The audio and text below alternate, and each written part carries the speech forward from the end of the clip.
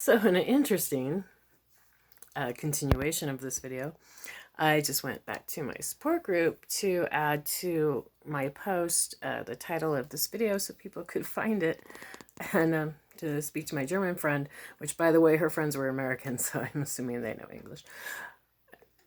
Like I said, I'm not all totally there, but I'm fine. Anyways, I went back to my support group and my post was censored because the FDA has not officially released this information, like, on the internet where you can find it. Okay, my psychiatrist said he just got the letter and had it in his hand. Why would my psychiatrist make that up? You guys just be careful, okay? And I recommended the group Benzo Recovery on Facebook. I no longer recommend that group because they're not going to take you seriously either, I guess. So don't go there. Go wherever else you can find out. No, go there if you have to. They are helpful. They've helped me through some hard times. I'm just a little angry right now for being censored, but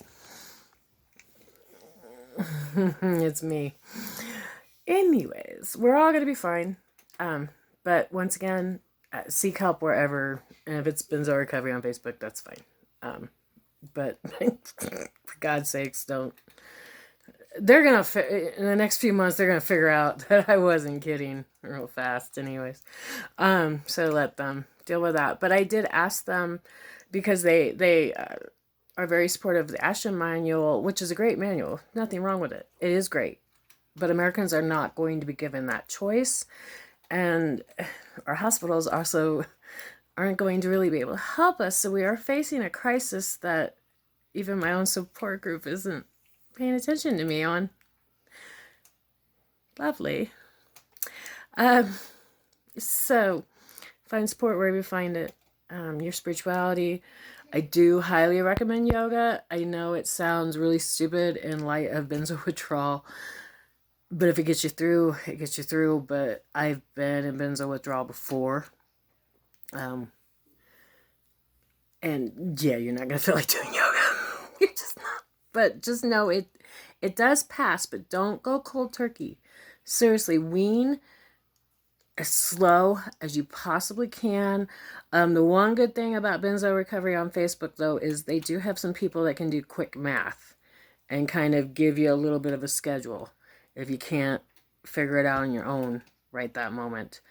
If you know how long you've got to a final cutoff and how many pills you're being allotted, like if you have 3 months, say, they will help you figure out the safest schedule possible. The main thing is to never go cold turkey. Wean as slow as you can.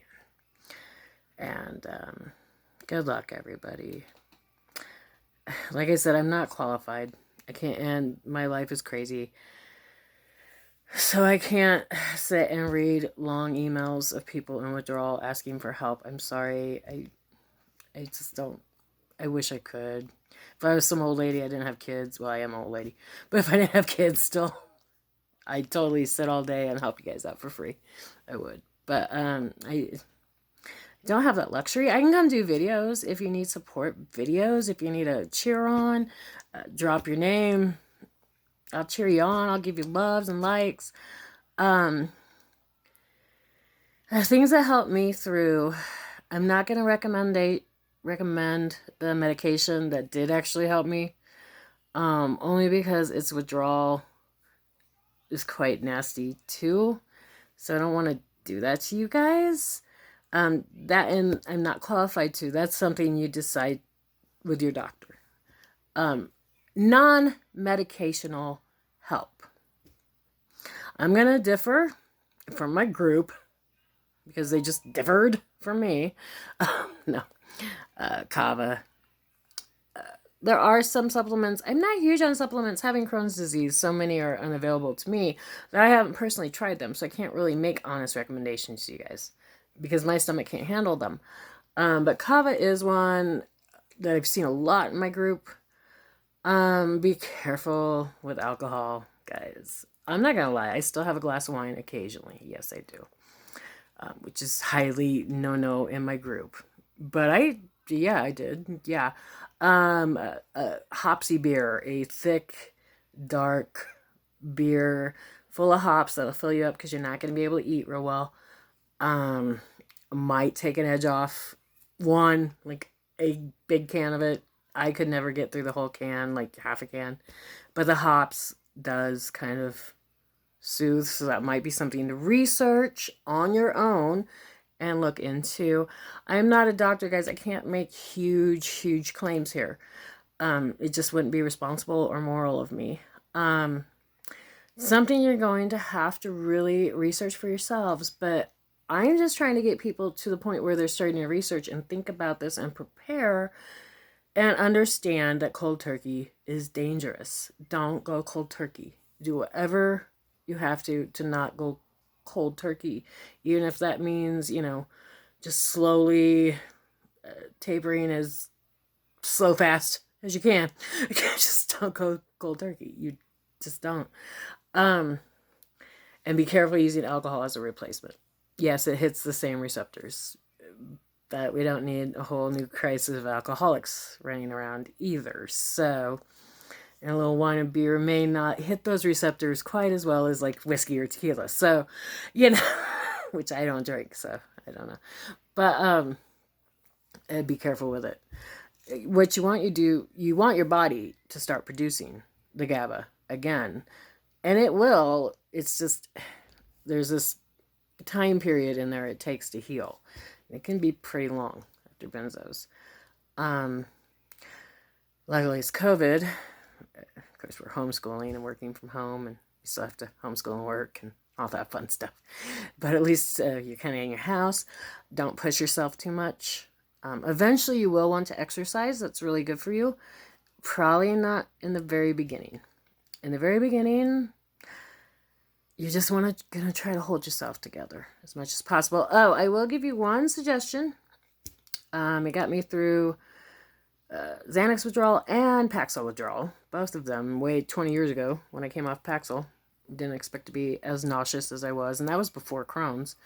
Over-the-counter OTC, like Dramamine. Actually, it's Bonnie that I use. I prefer Bonnie over Dramamine. There's a slight difference there for me. I have better luck with Bonnie. But if Dramatine's all you can get Dramatine. You will want that because you're going to be dizzy, spinny, nauseous, most likely vomit, things like that. So get those over-the-counter medications. I'm not saying take 20 of them. Just the regular amount should do you. Should definitely take the edge off the spinny, seasick, vertigo, nausea, crap. And once you get that over with, it's a little bit easier to deal with. Shaky hands is magnesium. If you can, I couldn't. Crohn's disease, can't take magnesium. But I've heard magnesium's wonderful for those that can. What's the other one? Insomnia. That's a tricky one. For a lot of people, Benadryl PM isn't going to work, or Tylenol PM, or whatever. Even NyQuil doesn't work. Unisom doesn't work. Those first couple weeks, there isn't much you can do for the insomnia, except that it's part of it, and that it's not forever. I've finally gotten to where I am, and I'm a couple weeks in now, to where I can take Unisom again, and it's helping, and I'm able to sleep on Unisom, but it took a minute to get there. So do expect that, and do make some plans for that.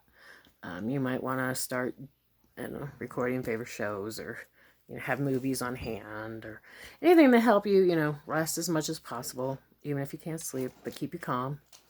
There's some good apps out there. There's hypnosis for insomnia, stuff like that.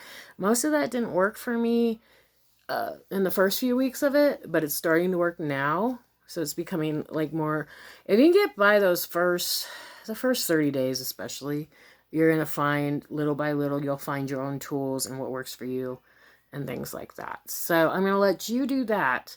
I'm just warning you. You might want to look into these things, and you can use some of those tools while you're weaning too, because while you wean down, you're going to start experiencing some of the early withdrawal, And even in tapering, it's not always fun. So that's when you're going to start, what insomnia video works for me. What can I do to help here? Start getting to know some of that while you're still tapering. Go ahead and play with it. It's not going to hurt you while you're tapering. So start getting to know yoga, if you can, while you're tapering. The 4-7-8 breath is a good one. You breathe in 1, 2, 3, 4.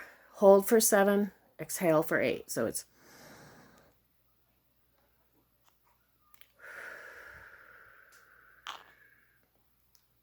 there's an app, because I do it in my head, but trust me, in tapering or withdrawal, you may not feel like doing that in your head. You may not be able to.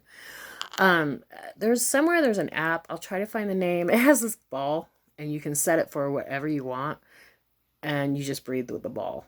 Like when it goes in, it gets small, and then you'll hold, and then you'll exhale with the ball. And let me see if I can find that app. I haven't used it in years, but I'll see if because you can set it to how long, like 4, 7, 8, whatever count you want. But it's the 4, 7, 8 that they recommend for insomnia or anytime you need to relax or panic attacks, things like that. So there's that. It's actually quite helpful. That actually does. It helps a lot, actually, to be honest. It really does. And there's also your spirituality. Of course, being a witch and hoodoo, I do rely on that. I'm still able to do spell work. I have no problem with that. And it actually still will help me fall asleep most nights. So that's me, though, and that's my private. So you'll find your own. Don't be scared. Be scared enough to take it seriously and start preparing. I was censored because they thought I was scaring people. I'm not trying to scare anybody. I'm trying to talk real talk and be real. But unfortunately anymore, being real is considered scary. The hell did that happen? But anyways, I'm just trying to real talk, guys.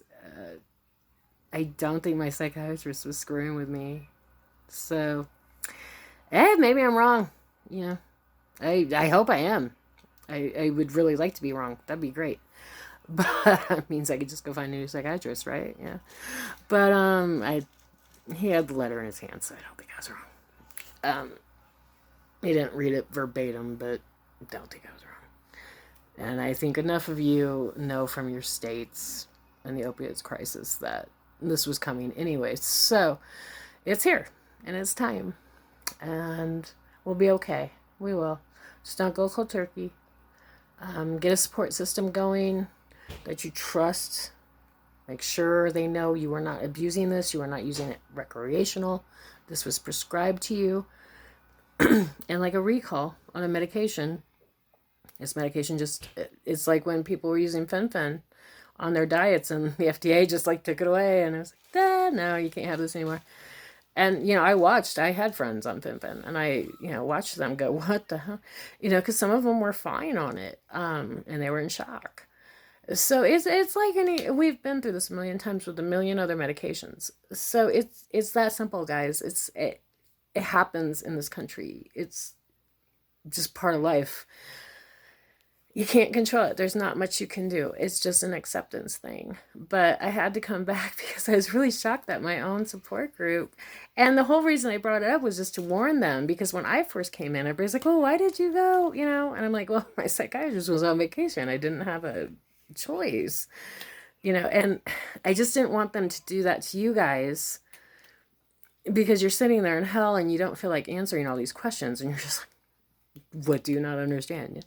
So I didn't want them to do that to you guys. So I was kind of like warning them, like, hey, there's going to be a lot of people following me in here. And please be nice to them. Because I can't trust that group to do that, although they do still have good information, you might want to go to it. Once again, Benzo Recovery on Facebook. But expect to be harassed and asked why you went cold turkey. Tell them why. My psychiatrist got the same one Jess's psychiatrist got. Got the same letter. that you wouldn't let her talk about. Yeah. Yeah. No, you don't have to say that. Don't worry about it. But they still have good information. It is still worth a look-see. And there's Benzo Buddies. If you have a computer. On the phone, it does not work that great. I tried to join that one before. It's horrible on the phone. But if you have a laptop, that one's worth a look-see. There's a couple other on Facebook too that I haven't checked out. I don't know. I'm, like I said, right now I'm a little hot-blooded from being censored, but it's not a bad group. Whatever. Anyways, I hope you figure it out. I'll try to kind of keep up on it. Like I said, my life is really full, so I can't focus all my time and attention on this particular subject. But if I find a good resource, things like that, if I find things I like, videos I like, hypnosis videos I like, binaural beats I like, any kind of healing music I like, anything that really seems to take an edge off, I'll go ahead and start posting those links. And then if you don't like it, look for what you do like. Okay? Meanwhile, with COVID, there's a lot of stuff happening online. Some of it free, some of it not free, but there's yoga classes online. There's Tai Chi online, belly dance online. I might be going back to belly dance myself. That's what healed me before, so might have to go back to it again. There's lots of stuff online right now. So it's a good time to kind of do this and maybe do classes that you wouldn't normally be able to fit in your schedule or feel a little uncomfortable, especially if you're social phobic, agoraphobic, going into live in the real world. This is the time to be doing some of that online and getting a little used to it and getting some value out of it. It's not a bad time to experiment, so look at it that way. I wish you guys luck. Love you. And this is part 2. I don't know if anybody will watch this one. I kind of hope so, because, be careful what you say at Benzo Recovery. You'll get censored real quick. Love you. Bye.